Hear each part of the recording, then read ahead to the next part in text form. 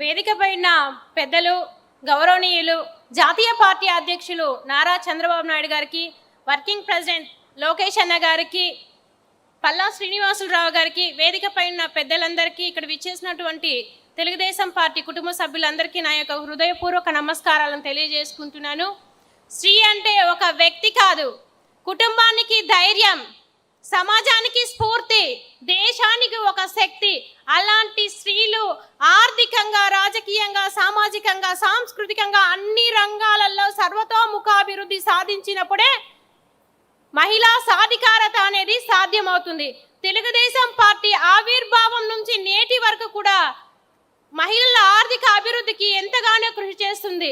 దేవతల కాలంలో శివుడు అర్ధనారీశ్వరుడుగా పార్వతీదేవికి సమాన హక్కు కల్పిస్తే 1983లో ఎన్టీ రామారావు గారు ఆస్తిలో సమాన హక్కు కల్పించినటువంటి వ్యక్తి ఎన్టీ రామారావు గారు.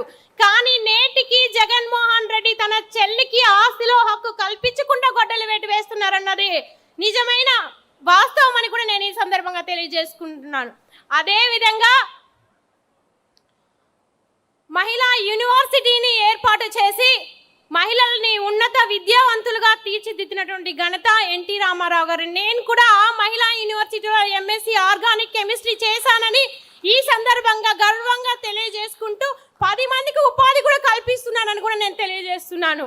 అదేవిధంగా రిజర్వేషన్ స్థానాలను 33% స్థానిక సంస్థల్లో ఉద్యోగ రీత్యా రిజర్వేషన్ స్థానాలను కల్పించి చంద్రబాబు నాయుడు గారు ఎంతో మంది లక్షల మంది మహిళలకి ఉద్యోగస్తులుగా నాయకురాళ్ళుగా తీర్చిదిద్దినటువంటి ఘనత చంద్రబాబు నాయుడు గారికే దక్కుతుందని నేను ఈ సందర్భంగా తెలియజేస్తున్నాను. ఒక తండ్రి చాటు బిడ్డగా, భర్త వెనుక భార్యగా, 4 గోడల మధ్య వంటింటికి మాత్రమే పరిమితమైనటువంటి సామాన్య స్త్రీలను ఆర్థికంగా బలోపేతం చేయాలనే ఒక ఆలోచనతో డ్వాక్రా సంఘాలను ఏర్పాటు చేసి స్వయంగా నిర్ణయం తీసుకునే ధైర్యాన్ని, సామర్థ్యాన్ని, స్వేచ్ఛను కల్పించినటువంటి ఏకైక నాయకుడు చంద్రబాబు నాయుడు గారని ఈ సందర్భంగా నేను గర్వంగా తెలియజేస్తున్నాను. ఒకప్పుడు బ్యాంకుకి వెళ్ళాలంటే భయపడే మహిళలు కోట్లలో టర్నోవర్ చేస్తున్నారంటే ఇది ఒక డ్వాక్రా గ్రూప్ వల్ల మాత్రమే సాధ్యమైందని కూడా నేను ఈ సందర్భంగా తెలియజేసుకుంటున్నాను. అదేవిధంగా 68,000 కోట్ల బ్యాంక్ లింకేజింగ్ రుణాలు డ్వాక్రా సంఘంలోని సభ్యులకు ఇప్పించి ఆర్థిక ఎదుగుదలకి తోడ్పడినటువంటి ఒక వ్యక్తి చంద్రబాబు నాయుడు గారు. శ్రీనిధి, ఉన్నతి, సిఐఎఫ్ వంటి పథకాల కింద డ్వాక్రా రుణాలు ఇప్పించి ఒకప్పుడు గాజులు కొనుక్కోవాలన్నా, స్టిక్కర్ కొనుక్కోవాలన్నా పురుషులపైన ఆధారపడే స్త్రీలు ఈరోజు చిన్న చిన్న వ్యాపారాలు చేసుకుంటూ తన కుటుంబాన్ని కూడా పోషించే స్థాయికి ఎదగాలంటే ఇవి చంద్రబాబు నాయుడు గారి వల్ల మాత్రమే. మీరున్నారన్న స్వేచ్ఛ సార్, దానివల్ల మాత్రమే సాధ్యమైందని ఈ సందర్భంగా నేను తెలియజేసుకుంటున్నాను. చంద్రబాబు నాయుడు గారి యొక్క విజన్ వల్ల ఎంతో మంది మహిళలు ఐటీ రంగంలో లక్షల్లో జీతం సంపాదిస్తూ తన కాళ్ళపై తాను నిలబడుతూ ఇతరులకు ఆదర్శంగా నిలబడుతున్నారంటే ఇది గడసరి సాధికారత అంటే. అదేవిధంగా వ్యాపారం చేసుకోవడానికి మహిళలకి ఎంఎస్ఎంఈ స్కీమ్ కింద 35% సబ్సిడీ రుణాలను అందిస్తుంది తెలుగుదేశం ప్రభుత్వం. కండక్టర్ ఉద్యోగాలు ఇప్పించింది తెలుగుదేశం ప్రభుత్వం.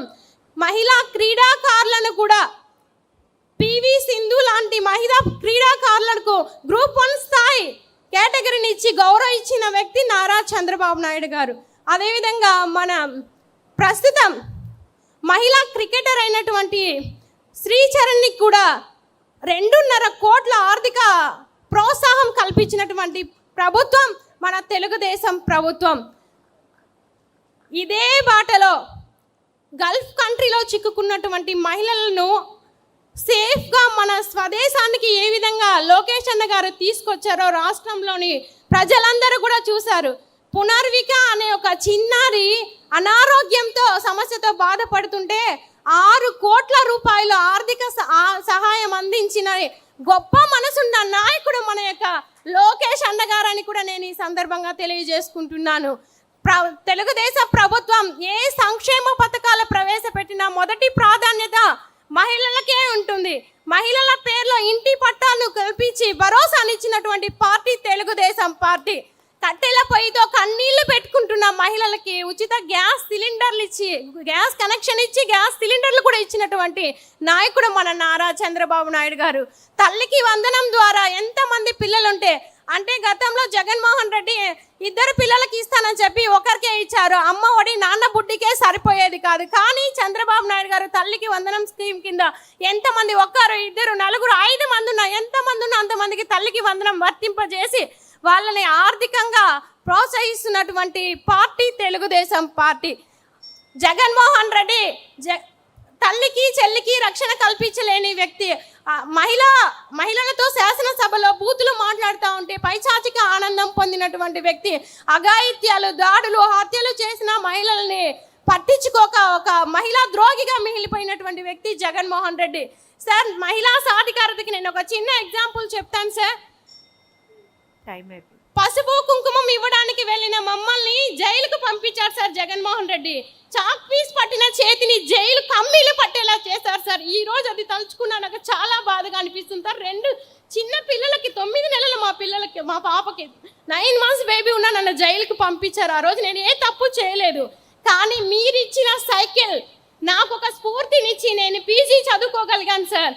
ఆ రోజు లోకేష్ అన్న గారు మేమున్నామమ్మా, జైలుకి వెళ్ళి వచ్చిన తర్వాత చాలా ఫీల్ అయ్యాను సార్. నేను చదువుకున్న అమ్మాయిగా మేమున్నామన్న భరోసాని నాకు కల్పించడం ద్వారా ఈరోజు నేను ఎస్ఎస్ గవర్నమెంట్స్ని స్టార్ట్ చేసి 100 మంది మహిళలకు ఉపాధి కల్పిస్తున్నాను. మేము స్టిచ్ చేస్తున్నటువంటి షర్ట్ యుఎస్, యూకేకి మేము ట్రాన్స్పోర్ట్ చేస్తున్నాం సార్ ఈరోజు. ఇది సార్ మహిళా సాధికారత అంటే. మహిళా సాధికారత తెలుగుదేశం ప్రభుత్వంతోనే సాధ్యమవుతున్నదని నేను ఈ సందర్భంగా తెలియజేసుకుంటూ, ఈ అవకాశం కల్పించిన పెద్దలకి నేను హృదయపూర్వక ధన్యవాదాలు తెలియజేసుకుంటున్నాను. జై తెలుగుదేశం, జై చంద్రబాబు నాయుడు గారు. ఈ తీర్మానాన్ని కూడా నేను బలపరుస్తున్నాను. మహిళా సాధికారత తీర్మానాన్ని కూడా నేను బలపరుస్తున్నాను. ఇది తెలుగు మహిళ సత్తా, ఇది మహిళా సాధికారతకి ఉన్నటువంటి బలం.